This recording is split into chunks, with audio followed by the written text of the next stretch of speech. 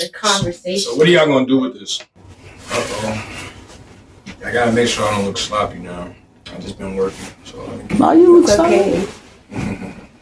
All right, okay. How are you feeling today? I'm feeling well. Can't complain. New day. What inspired you to become a football coach? Yeah, I believe what inspired me is really the trajectory of my career. Really, I'm a player, right? I'm a player in regards to what the game demands. Started playing at an early age in Poconos, Pennsylvania, and then kind of grew from there. Got highly recruited. Took it to the college level, took it to the pro level, but wasn't able to sustain a career at the pro level.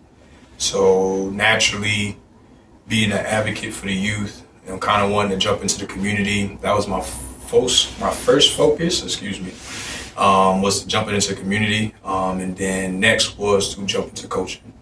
So I really didn't know what I wanted to do. So I started with high school coaching, and then I advanced back with the pros, with the Commanders. Was there ever a moment in your coaching career where you're just like, oh yeah, I love this job? Absolutely. I believe it was during the spring of 2021. Yes. So I was hired as the corner coach here at Howard University, and it was my first opportunity to truly have my own room.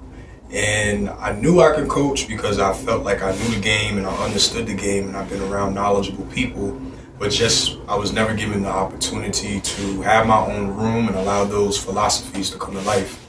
But during that spring, my first spring as a position coach, the young men that I was grateful to coach at that time, they truly bought in. They bought into the process, they bought into the journey and what it took to really become a pro.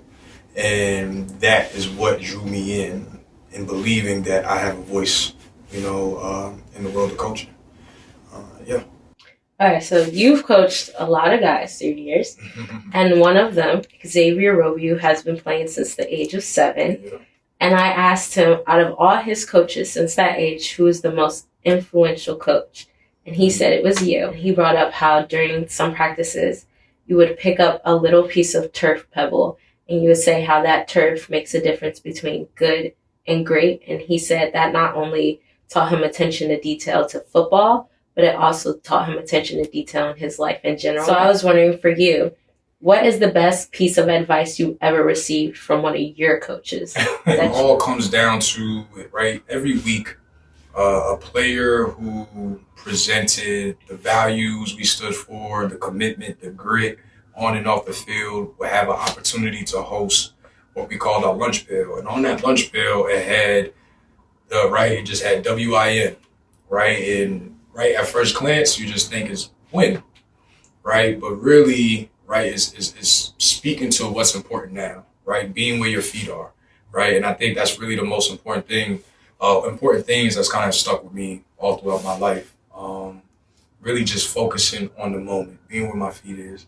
And that's big for me. And I know Coach Foster, that was something that he instilled in us at an early age. And that's something that was instilled for 4 years, year after year, and truly focusing on what's important now.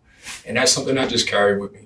Being where my feet are, not thinking too far down the road, not thinking about what was, but just being exactly where my feet are so I can give all of myself to the moment, in the moment. And if you can coach any DB in history, who would it be? Who would it be? And why? Sheesh.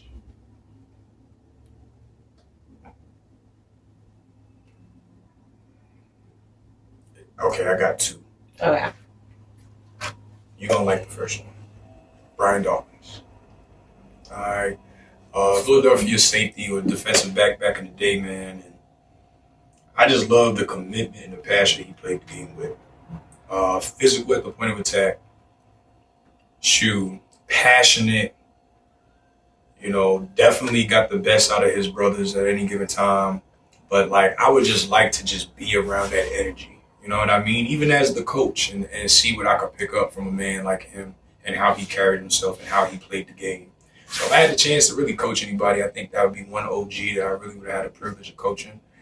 And then the next would be an OG of mine that I played with actually while I was with the Commanders, just so I could know what his mindset was when he was younger. And really, it would have to be D'Angelo Hall, right? So I had a great opportunity to play with D Hall, who's a Virginia Tech Hokie. You kind of grow up, or you come up in the Blacksburg area, really excited about, the DBs that came through, the Kyle Fullers, the Cam Chancellors, the D'Angelo Halls. And then when you get the chance to get drafted to the team that D'Angelo Hall is on, and you get the chance to play with him side by side, I think that was just one of those privileges that, I was blessed with. So being able to coach him, to understand his mindset at a young age, how aggressive he was,